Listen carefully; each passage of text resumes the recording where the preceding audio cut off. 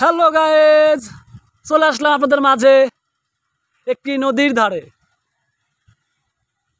নদীটি প্রবাহিত হয়েছে আমাদের ছোট্ট গ্রামে। গ্রামটি হচ্ছে ভাঙ্গুরধারা দিলপাশার ইউনিয়নের ছোট্ট একটি গ্রাম, পাঁচবেতন ঘাট। এই ঘাটে অনেক মানুষ পারাপার হয়।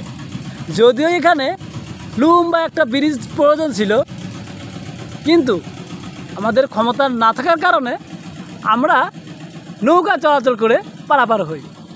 দেখুন, অসাধারণ আমার একটি ভাই নৌকা ইঞ্জিন চালিয়ে পারাপার করতেছে। তাকে তো একটা লাইক দেওয়াই যায়, কি বলেন? মাঝিটির নাম হচ্ছে সজিবুল ইসলাম। যাই হোক, অসাধারণ একটি দৃশ্য আপনাদের মাঝে তুলে ধরলাম।